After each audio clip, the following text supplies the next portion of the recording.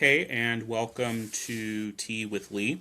We are back with another conversation with an interesting person. I hope you will have a lap cat with you, a cup of tea by your side, and in my case, I'm joined by my little capybara chef. I'm that weird. Today, I'm joined by Austin Huff, who is the owner of Earth Grounds Landscaping and the founder of the Earth Grounds Street Fest, which is now happening twice a year. Austin and I will be speaking about starting a business as a young person, the epidemic of youth flight from our state, and of course, his best story. So, hello, Austin. How are you? I'm doing well. How are you? I'm doing okay. It's a pleasure to have you join me for audio and video. This is new, so it makes me a little nervous. But at this point, I just want to sort of throw things over to you. This is your opportunity to tell us absolutely everything about Austin Huff. All right, yeah, cool. Well, thank you for having me. Yeah, my name's Austin Huff, founder of Earthgrounds Fruit Fest and owner of Earthgrounds Landscaping. Um, Born and raised in Charlestown. Grew up here. Love Charlestown. Love the growth that I'm seeing from it. So yeah, started working with my dad when I was pretty young, 12, 13, 14 years old, maybe even younger than that. Just doing yard work for extra money. Um, my dad, essentially started the business for extra money, side hustle kind of thing. I saw his work ethic and that really motivated me to take a step and take charge when I was old enough. Um, and yeah, just fell in love with working outside, working with the earth. Just being out in nature all the time. As a kid, I was always outside playing basketball or I did cross country and track. So just loved being outside with the elements, rain, sun, rain or shine. I was outside all the time. Um, but yeah, once I got old enough to just really get going with my dad, I started helping him with lawn care. So just simple mowing uh, the neighbors' lawns, and then we kind of built just a good client base in our own neighborhood that I grew up in, Tuscaloosa, um, and Locust Hill too. Two neighborhoods right side by side. So that's basically where the business really took off. We had a lot of clients in that neighborhood. Like I said, we just started mowing grass. Well, I should say my dad started, mowing grass, and I started helping him when I was about 12 or 13. Um, and yeah, I just love like helping people out, helping my dad out, especially. I just saw him, growing up, I saw him work so hard, raising us and his work ethic. And, I saw that and I loved helping him out, when he needed the help. And then just seeing the people be so happy when we took care of their lawn, or if they weren't able to do something with their property and they needed help. Both my father and I were just so like giddy, to help them out, and just it brought us both joy, to help people out. Um, and just create beautiful landscapes. Nowadays we're getting more and more into the larger scale projects like hardscaping and landscaping. But back in the day, we just had one machine, one of everything, one mower, one trimmer, one leaf blower, and that's just how we ran things. And yeah, so um, but yeah, right now. Uh, Landscaping is something that I enjoy very, very much. Just creating beautiful landscapes for anyone. Planting installs, patios. We're getting really big into hardscape installs and stuff like that. Um, I remember like the first one of the first lawns I started doing myself, I had this Jeep Cherokee, like 2005 Jeep Cherokee, and I bought this. I don't know how you would describe it, but it attached this platform would attach to your trailer hitch on the back of the SUV, and it was just like this platform with a little ramp that you would fold down, and I would put my push mower on there and strap it on and put all the tools inside of the Jeep and just go around to smaller lawns and start taking care of my little, lawn care jobs that I could. So, um, but yeah, I just love working outside, and building a team, and especially working with my dad too. So, yeah. Yeah. So, but yeah, a little, backstory, um, on myself. Like I said, born and raised in Charlestown. Just I see a good amount of growth here, and it's really beautiful. I really like it here. But grew up in Tuscaloosa, started mowing neighbors' lawns, and just took off from there. So yeah. Mm. Tell us a little bit about the Earth Grounds Festival, the Street Fest. Like, what was the impetus for that? And when did you, because I don't remember, although I've gone to a couple of them, when did you start it? So this fall will be our fifth anniversary. So we started um, 5 years ago. I a few even before then I was a vendor, so I would go to different vendor events downtown and sell my services and try to get people to know more about myself and my business. And just one day I was at an event, and I just thought to myself, I could do this.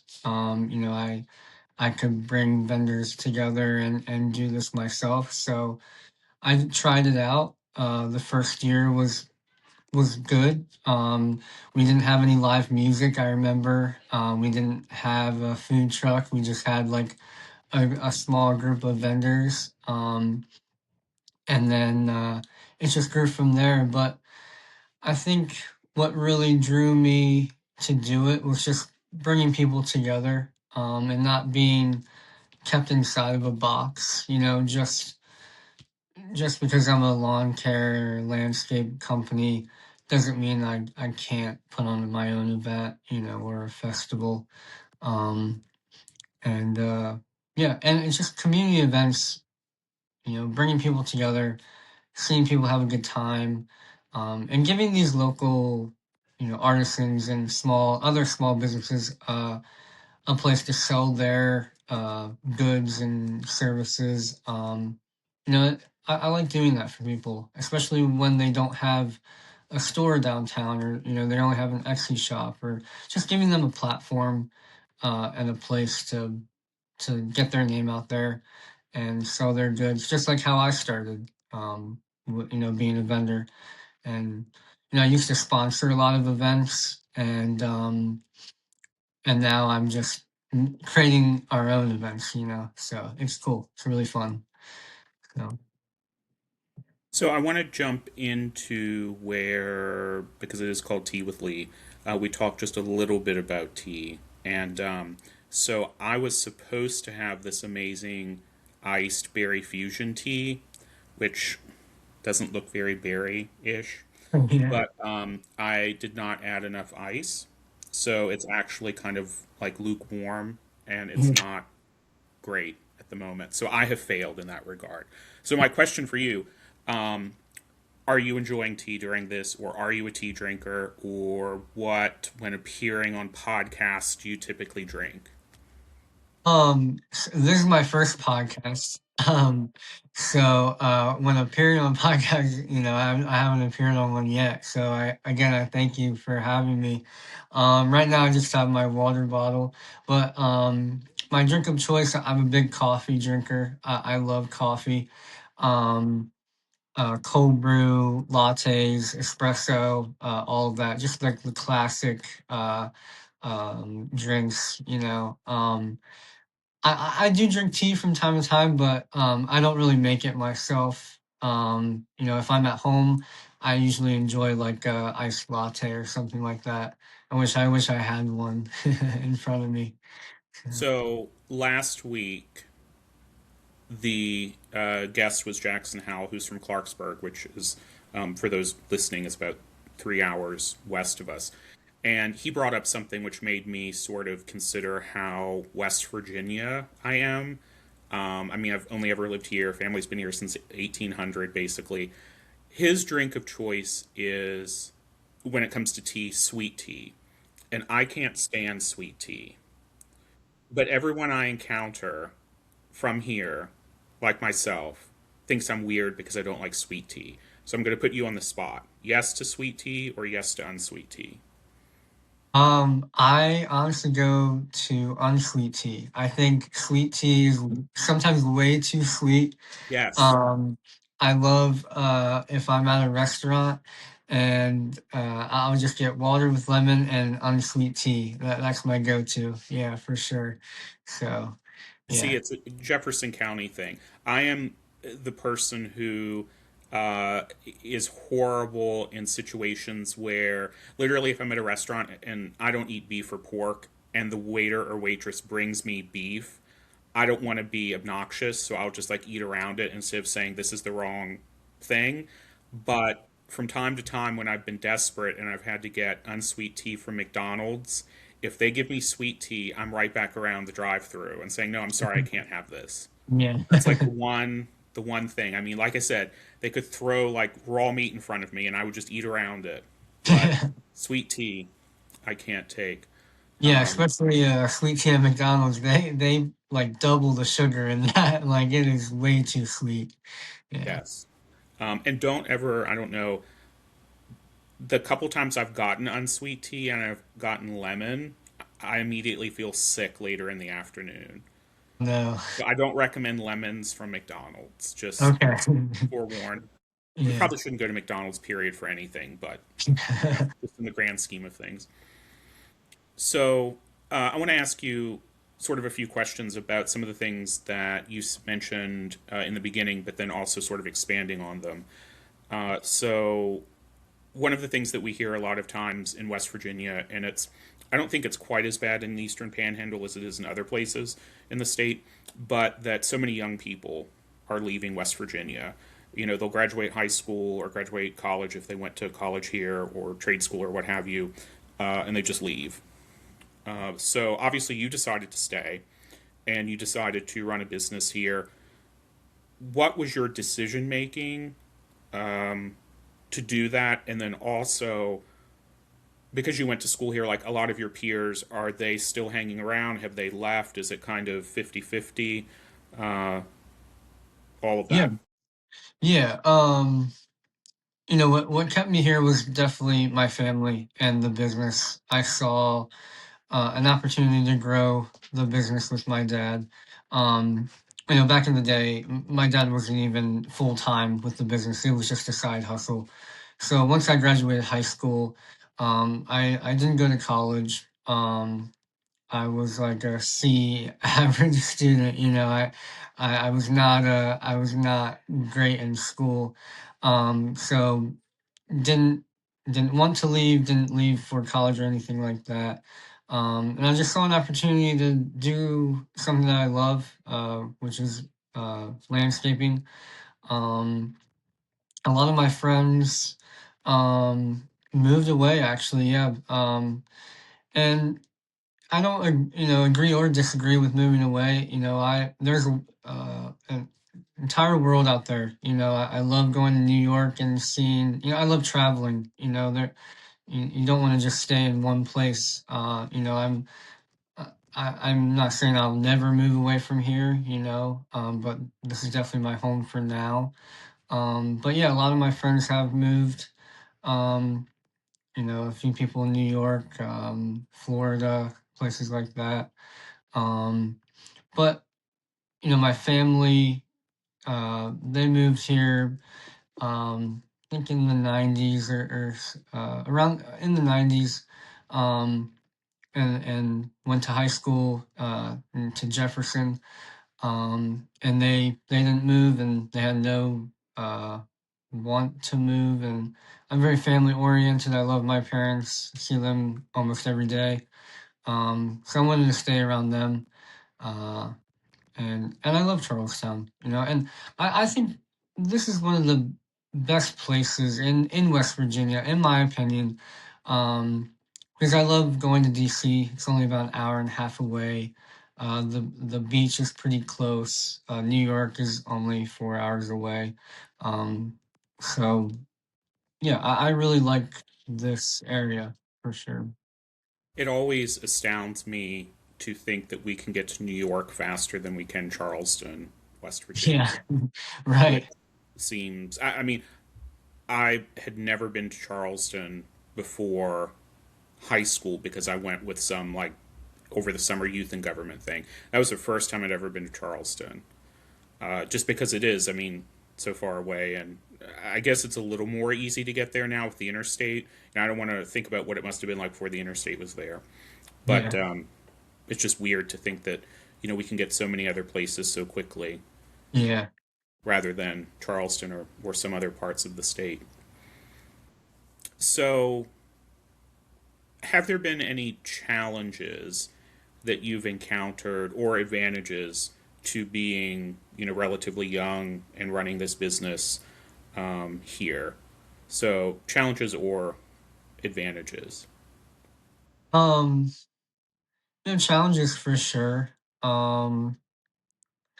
Being young, I mean, I'm 27 now, so this doesn't happen often, but I remember I would go to do a quote for, a client or a lead, and they would see how young I am, and they would take me seriously, um, and that was the main challenge.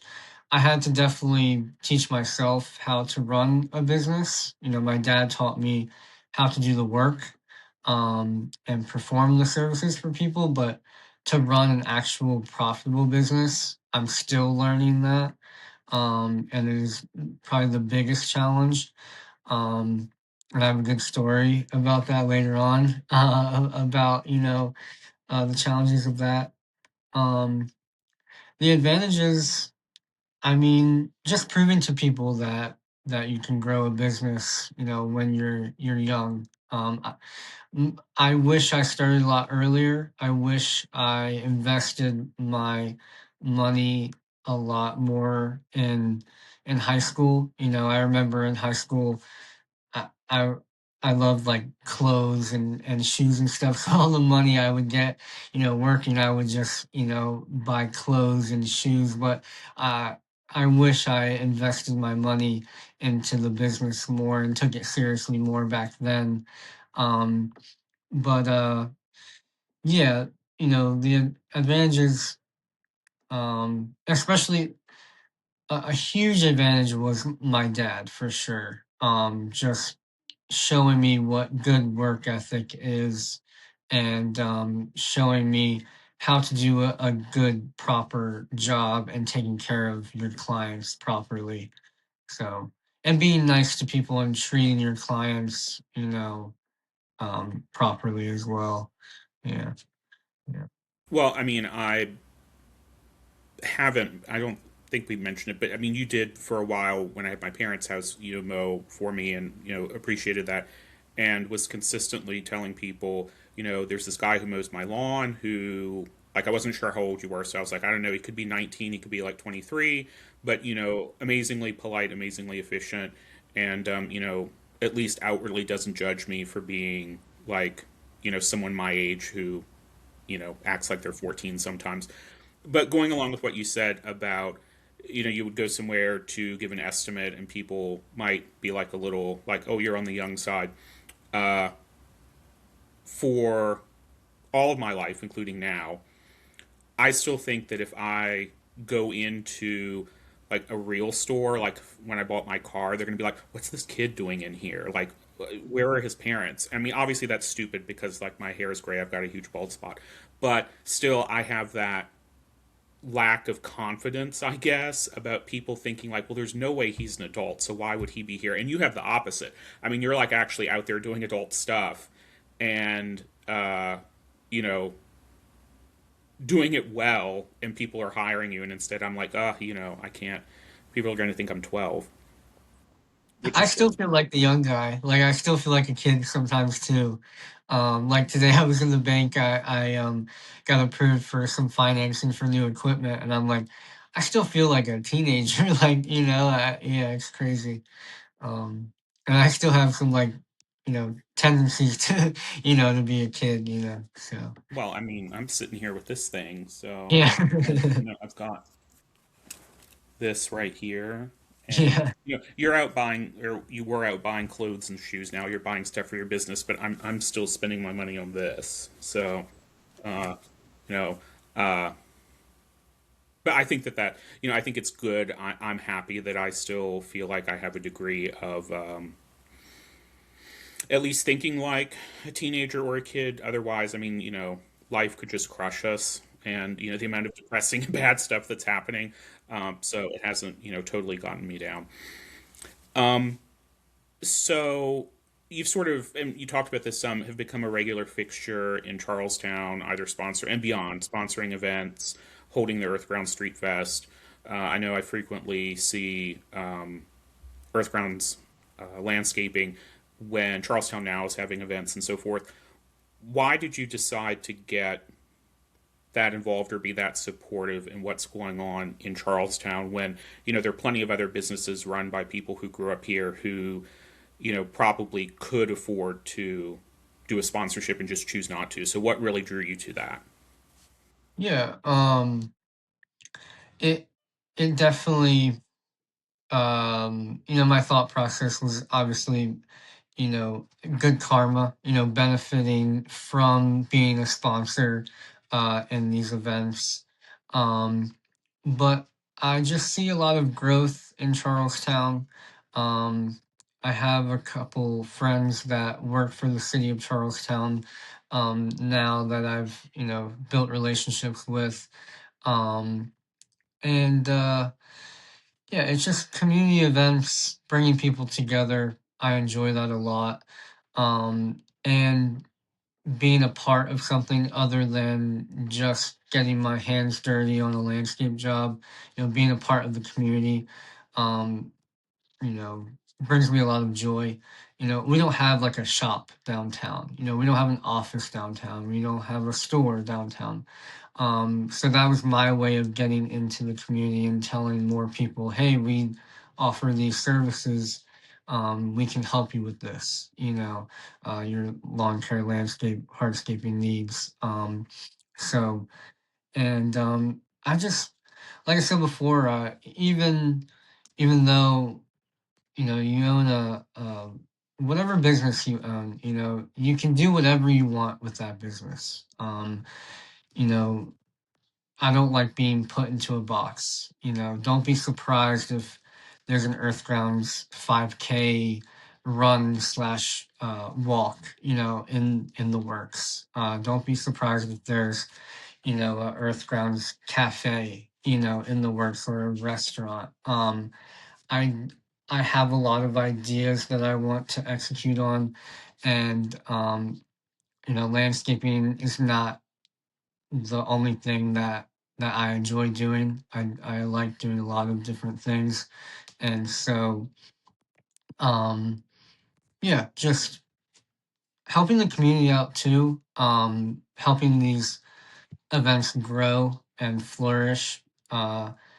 In any way possible, if I can help with that, I'm all for it because, it's not only going to benefit me, but it's going to benefit all the businesses around us and the people in the community too. I think a lot of people complain or think that there's not much to do in Charlestown. And so the more events that we can host, and the more festivals and just anything that we can be a part of is good, you know. So, Yeah, it's sort of interesting as a kid, a fair amount older than you are, we would go to Charlestown because there were places that we needed to go, the pharmacy, um, what have you. And now living in Shepherdstown and having worked in Shepherdstown, it's sort of the same thing. Like I still try to go into Shepherdstown when I need things, but I still don't quite get that. It seems like in Charlestown, and maybe it's because so many people commute.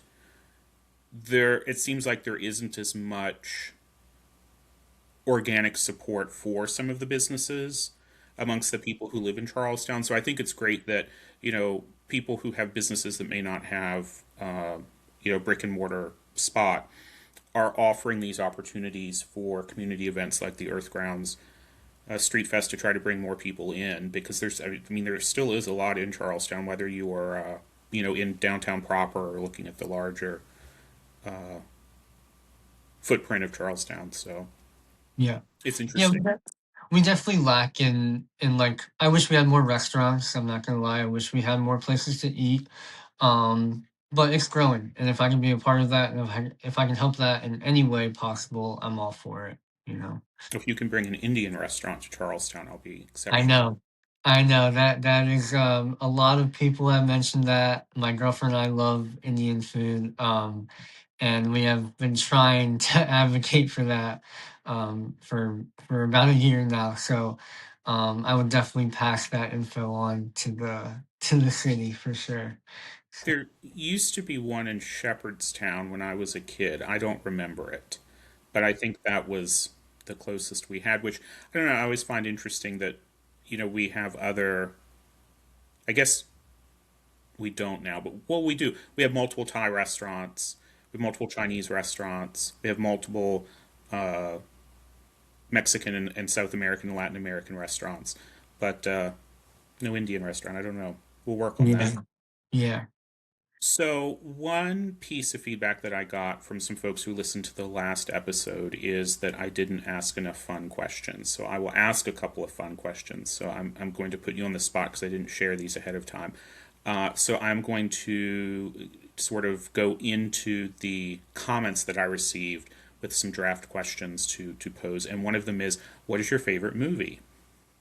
Oh, favorite movie. Um, oh, that's a good one.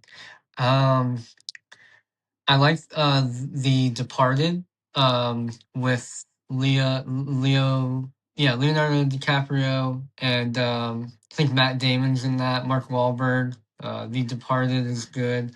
I'm a Disney kid too, so like Monsters Inc., the first one, I love that one. Yeah, I think those two are my favorite for sure. Well, I've seen neither of those, mainly because I just don't really watch movies as much. But and like I said, I'm definitely older than you. So for me, Disney was like a weird combination between DuckTales and then like watching stuff I was probably a little like too old to watch. And I think one of them, and I think this may have been a Disney show, I'm not sure, was The Proud Family. Okay. And I remember, I think I must have been like preteen when that was on. And again, I'm not sure why I watched it, but I was fascinated because one of the characters, her name was La Cienega, and I used to watch Dragnet as a kid, and they would talk about La Cienega Boulevard when they would like be in their cop car racing to something. So I don't know, it was just like my weird like Yeah. 11, 12-year old brain Yeah. mixing. There is no better film. Well, that's not true. There are a few better films, but I am particularly high on the fact that there's going to be a Sister Act 3, because apparently as a kid I was obsessed with Whoopi Goldberg, and I don't remember this, but my mom used to tell me like I would watch that movie over and over and over on repeat, which I don't really remember, but apparently I did. Yeah. So either that or I just thought nuns were like the best thing that ever happened. I don't know. Yeah. So, what's your favorite spot in Jefferson County? It doesn't necessarily have to be a business or a restaurant or something. Like, is there an area? Is there an actual place when you sort of have time to go do other things? Like, is there some place you head? Um, that's a good question. I'm a runner, So if I have some time, I will go to San Michael's, and I have a good like 4 mile loop that I like to do a couple times, and depending on how many hours I have or how much time I have. Yeah, so San Michael's, I like going out there. Um, the towpath, like the canal in Shepherdstown or Harpers Ferry, I love running along there. Um, um, Restaurants, I love Shepherdstown. Shepherdstown has a great selection of restaurants. The bistro is great. Alma Bees is great. Um, yeah, yeah. Well, I'm definitely not a runner, so I don't go to Sam Michaels that frequently. But as this is a podcast about stories, I have a quick Sam Michaels story. I have two. I'm going to pick the better one. So I don't think anyone who's going to listen to this podcast will know or remember who Sam Michaels was. I mean, he was an actual like guy who lived in Jefferson County. He was, I think, dead long before I was born. But Okay. he owned a house, which was sort of in his farm was where St. Michael's Park is. The house isn't there anymore. But my mom, her second year out of college, taught at the Job Corps right across from St. Michael's. And I don't know how she knew him. It may just have been she was also from a farming family. But some of the teachers would call him, and he had all of these, quote unquote, exotic animals that he would let out. And so the students were actually able to like cross the road and go to the fence of his farm and see these animals. And again, I'm trying from memory. He had like a white deer. He had I think, some sort of like monkey or ape. I think he had a big cat. It was amazing. Yeah, that's cool. Sorry, I'm gonna sneeze. This is horrible for a podcast. Okay. Okay, sorry about that. That's never happened, and I'm gonna have to look up and see what people who have podcasts do when they have to sneeze. Um, Yeah. so that's my Sam Michaels story. And totally agree with you about Shepherdstown having great places. And I'm going to be a little controversial and say that I am still a Lost Dog fan. There was a time when I went there every single day, Yep. Yeah. which can be a very polarizing statement to make. Yeah. Um, uh, but Can't that's, believe I forgot about Lost Dog. Yeah, Garth is a one of a kind guy, yes. but he is such an amazing artist when it comes to coffee and music and stuff like that. He's very cool. Yeah, yeah, Yeah, and that's, I think, I credit Garth with flourishing my love of tea, from his tea wall and being willing to, even when I'd say, "Well, can you make it this way?" and he would say, "No, that's going to be horrible," he would still relent and do it, and yeah, then hand it to me. And when the person behind me is like, "That looks good," say, "No, you don't want that. It's disgusting." He's like a weird person. yeah. And he actually, though, so I don't know how. I know you have long hair or have had long hair. Like I, at one point, I had really long hair, and there used to be a guy in the spot where Emma has her fairy shop who was a barber. And one day, I just decided I needed to have my hair cut because it was really, really long. So I went in, and his name's Ben. He still cuts my hair, although he's somewhere else. And I said, Ben, I need a haircut. He cut it, and then I went over to get tea, and Garth gave me free tea because I got like this amazing haircut. Well, not amazing, like That's cool. drastic haircut. Yeah, So if you ever cut your hair, there, like go to the Lost Dog, and you might get a free tea. yeah. Let's go. Yeah, Um, that's cool. but also, I mean, definitely to his credit, that business has been going a really long time, and Yeah, it's sort of one of those beloved spots. And I appreciate Betty's, but it's not a place that I like make a beeline for. But that's kind of an institution too. yeah, So, yeah. and sort of one last question on that, if I could speak. What if you had the ability to bring something to Jefferson County, whether it's a business or some type of entertainment or designation of a different type of park for something, like you have the ability to do that. What do you think is the one thing you would want Jefferson County to have? Man, that's another great question. I don't know. I mean, we touched on the Indian restaurant. That would be awesome.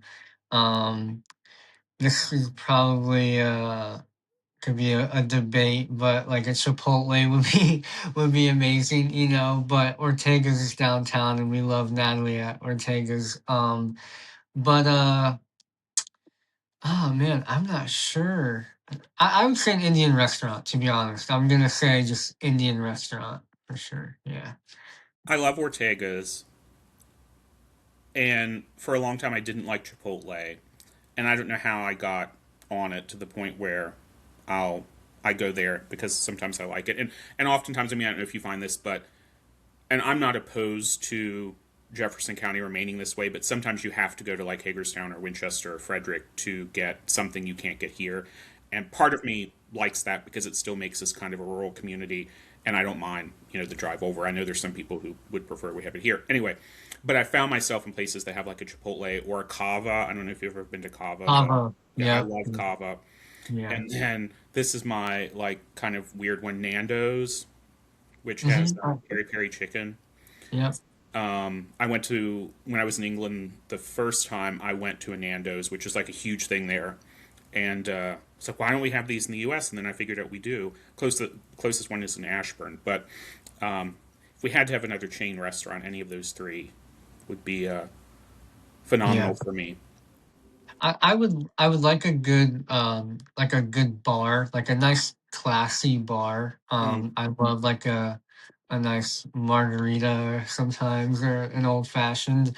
Um I know like in Shepherdstown they have the speakeasy, which I still haven't been to. And the bistro has a very nice bar. But in Charlestown specifically, that would be cool. A nice classy bar with, low lighting and some maybe jazz music or something like that would be cool for sure. So So I had this whole idea years ago when I wasn't old enough to drink, and I still like don't really drink, so I don't know why this would ever be something I would think I would want to do. But the best way to describe this house is if you are leaving Charlestown and going towards the racetrack. On the right in the 500 block, there was this big house that had been empty for quite a while and it's been changed into like loft apartments. It's on the yeah. right. Yep. So that used to be a school, and I have pictures of it from like the 1800s when it was a school because family members went there. But I had this whole idea that it should be turned into like a speakeasy.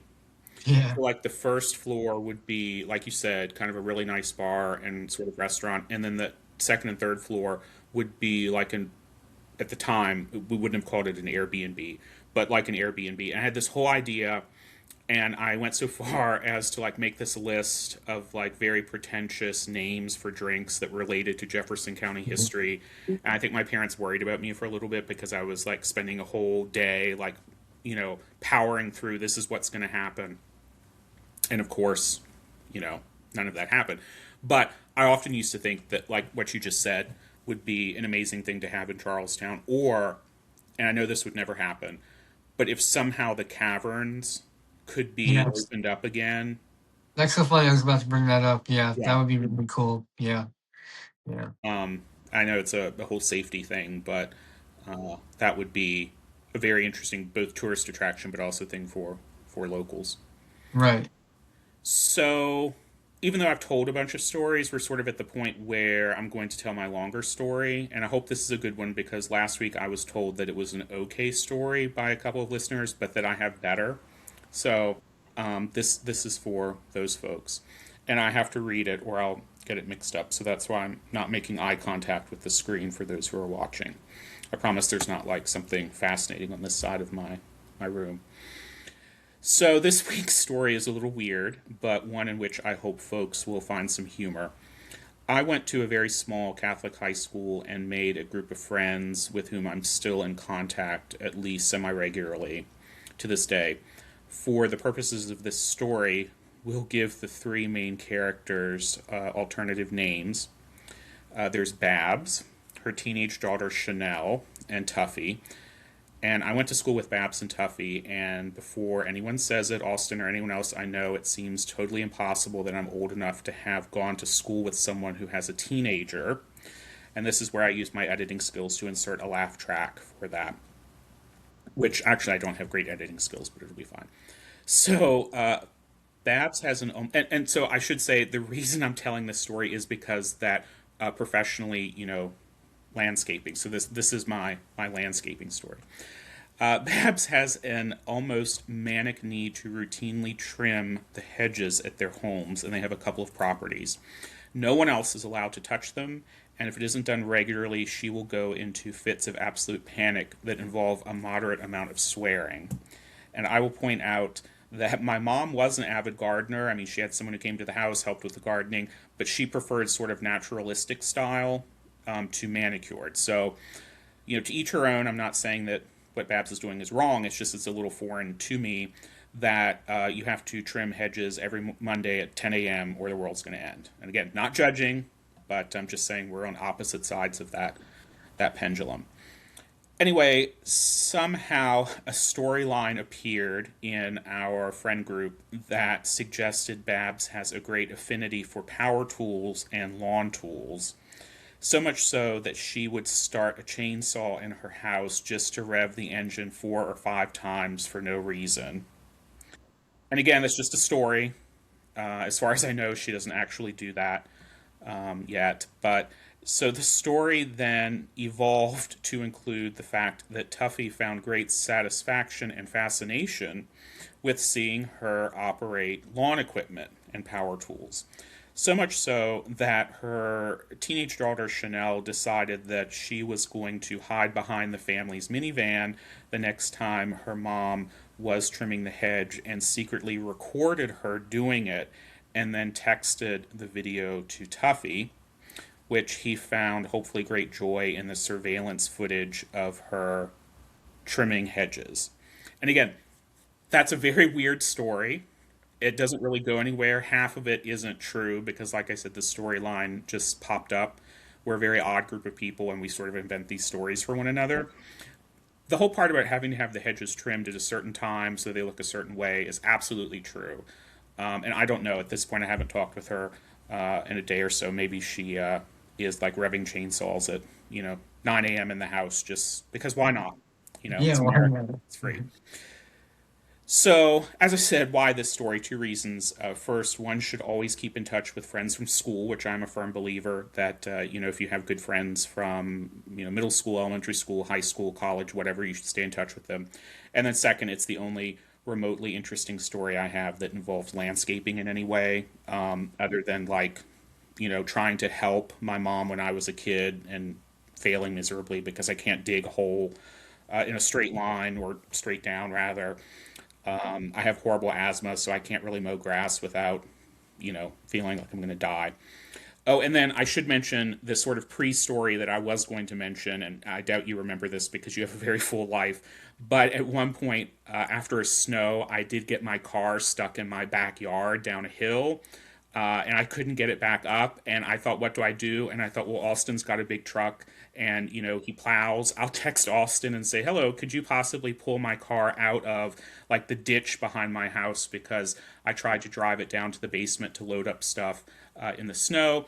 And I don't remember what you said. I'm sure it was very nice, but I ended up waiting like a day, and enough of it melted. And I still have the video of where I managed to drive the uh, up the hill. So yeah. that's my story. But enough of that. Your story, please. Yeah, I have a couple. My business story. So it's really short, but it's just funny. Like, teaching myself how to run a profitable business and just run it properly. But one day I'm working with my dad. And I remember the job. We were installing a gravel pad for a new shed, outdoor shed. So, you know, excavating all the dirt, filling in the area with gravel, 4x4s or 6x6s border around there. And, we got done. So excited, we quoting, doing estimates properly is uh, a big deal when you're running a business because sometimes you don't know how long things are going to take exactly. So, this particular job, we were very profitable. I was very young and early in the business, and I was very happy. Went home and I get the mail, and I have an IRS uh, uh, envelope, from the mail, and I'm like, well, that's strange. You never want to get envelope from the IRS, but I open it up and it says I owe like $12,000. And I'm like, what? Where is this coming from? And, it just so happens if you do any business anywhere, you have to pay taxes, obviously, So that was a big mistake on my end for like the whole year. I think it was like back in 2020 or 21, like 5 or 6 years ago. Um, yeah, it's all settled up now. I settled it up pretty quickly, paid it back. But yeah, just an example of like just teaching myself how to to build a business and run it properly. And I was that day was just like, oh man, like how do I recover from this? So but yeah, that was just funny, just uh, little mistake that turned into something very big. Yeah. So Well, no one tells you about self employment tax yeah, right. because I've had contracting jobs. Jobs where I've been a contractor, not like, building contractor, God forbid, because everything would fall down because that's not a skill set of mine. But I worked for a newspaper and other things, and again, I just assume, I guess people think that because you're supposed to be a functioning adult, that you pay self-employment tax, Yeah. and no one told me, including my dad, who did have an accounting degree, did not think to tell me, oh, you should set aside 10% because you're probably going to have to pay it. Right. Yeah.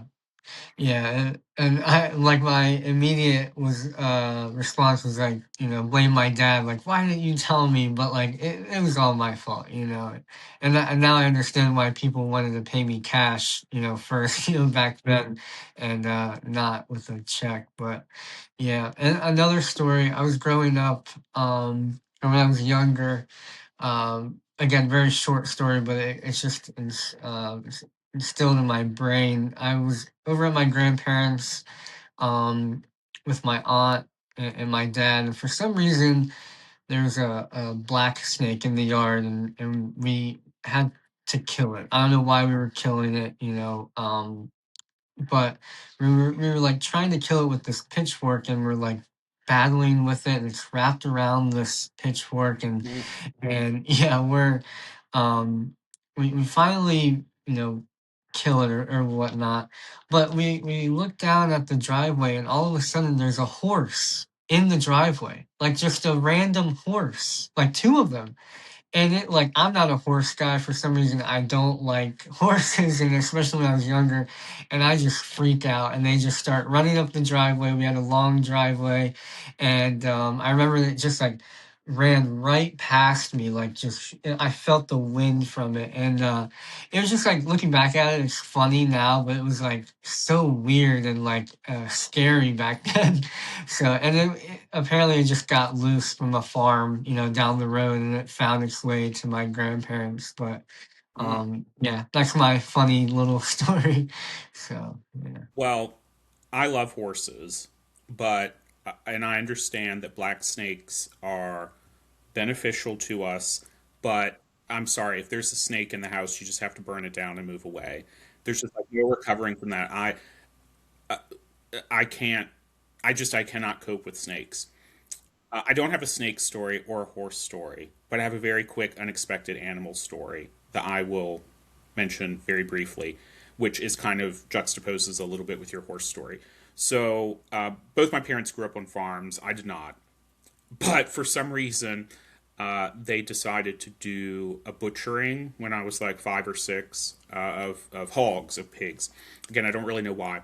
We had these huge scalding pots, and I will never forget that smell, I can assure you, of the scalding pork. Maybe that's why I don't eat pork, I don't know. But My dad had also been a very avid hunter. So growing up, we had all of these taxidermied heads in his like den. So like a deer, turkey, elk, all of that.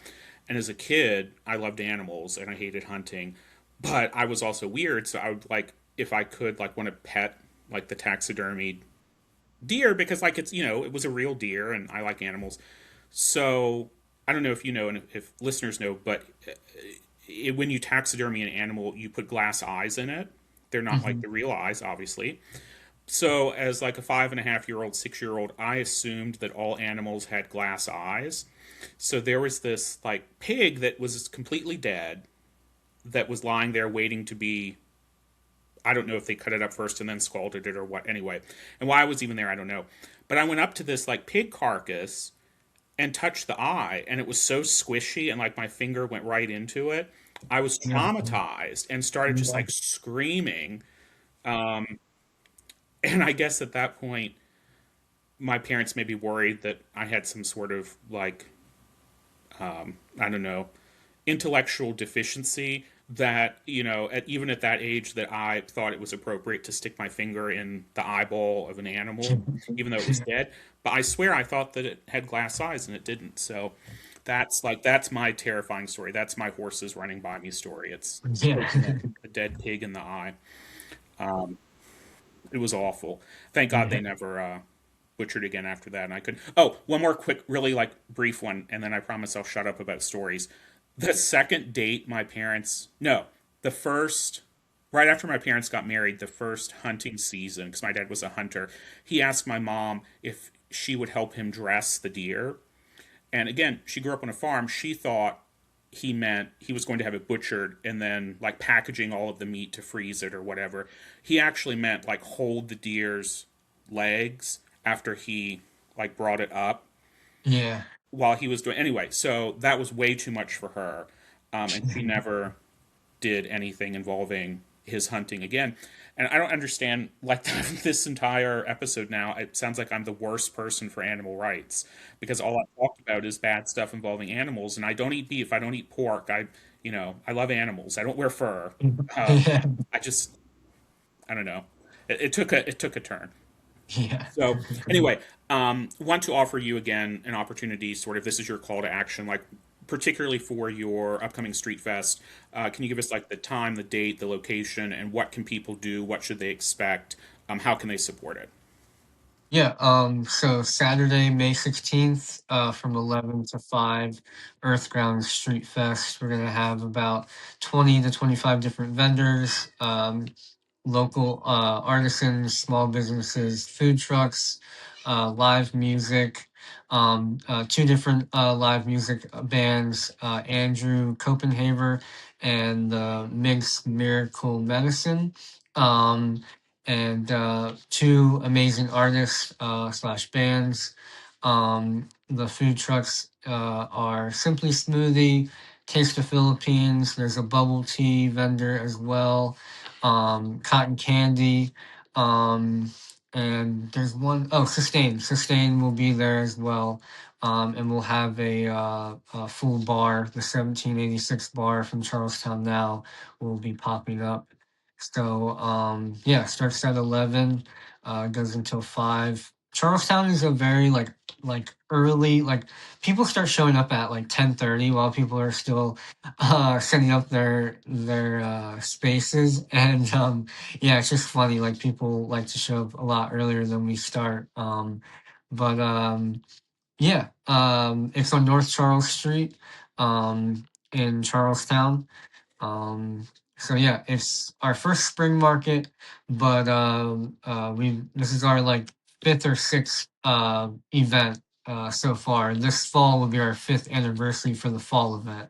So yeah, come out, show some support to a local small business artisan. Come hungry because we have plenty of food. And yeah, there'll be a little area where you can sit down and chill in front of the stage. So we rent a bunch of fold-out chairs and picnic tables and high top tables, and it'll be right next to the bar. So yeah, grab a drink, grab some food, chill out. Yeah, a lot of great vendors will be there, and you can follow us on Instagram at earthgrounds underscore street fest to learn about more information. And follow us on Instagram at earthgrounds landscaping as well uh, to stay updated on our next projects and stuff like that. So, You yeah. mentioned bubble tea, which makes me ashamed that I forgot to mention the late great green pineapple Yeah. in Shepherdstown. Yeah, I know. That it was so easy to get boba tea right there, and now it's unfortunately gone. But I don't know. We need, and then I guess the boba place in Charlestown closed too. I think. Yeah, unfortunately they did as well. Yeah. I think there's a new business I forget now, but there will be a new restaurant opening up in that space coming soon. So, yeah. Excellent. So I hope folks. Oh, are you having the petting zoo again? No, we haven't had that in a couple of years. I should have that again though. It was a hit. Mm. People really liked it. But no, not this time around. So there is a petting zoo in Berryville, which has capybaras Okay. and a baby kangaroo, and they Oh, come that's to cool. events. Oh, really? Yes, I will get you their information just as Yeah. a plug for the fall, maybe because I will plant myself at the baby kangaroo and baby capybara Yeah. sites. So, although one of the biggest disappointments I have is that although like these capybaras are very soft, a real capybara basically feels like a groundhog. Oh, It's like no. sweating straw, which Yeah. that's my depressing fact for the day. Yeah. So it is time to wind up, unfortunately, but I really want to thank Austin Huff for joining me. And again, Austin is the owner of Earth Grounds Landscaping, so please contact him for any landscaping, hardscaping, etc. services that you may need, and snow plowing, right? Yep. Yeah, we just so Time fun. comes. Yep. Yep. And then also the founder of the Earth Grounds Street Fest, which will be taking place on Saturday, May 16th from 11 to 5 on North Charles Street. Be sure to check that out. I've been multiple times. It's always a great event. And I'm glad it's happening in the spring now because I've been to several in the fall and it was great. So, as we leave, I want to thank everyone for listening. And remember, the best way to support these conversations with interesting people is by listening to them, subscribing on your podcast app of choice, and then also sharing them with friends, coworkers, relatives, practically anyone you can find. And you are welcome to be as obnoxious as I. You can chase people down and give them your phone and say you need to listen to this podcast with the logo of a microphone as well as a capybara drinking boba tea in the bottom right corner. So again, Austin, thank you very much. We'll put all of your links on our links so that folks can check out your business, but also what you do with the Street Fest that is coming up. And next time we will be talking with poet, translator, teacher, and Leigh's former classmate Stefan Vio. Again, thank you for listening to Tea with Leigh. And this, again, video segment enables me to share this little capybara chef. So it makes me happy. Austin, thank you. Really appreciate Thank it. you. Thanks I everyone for appreciate listening. you. Yeah, thank you so much.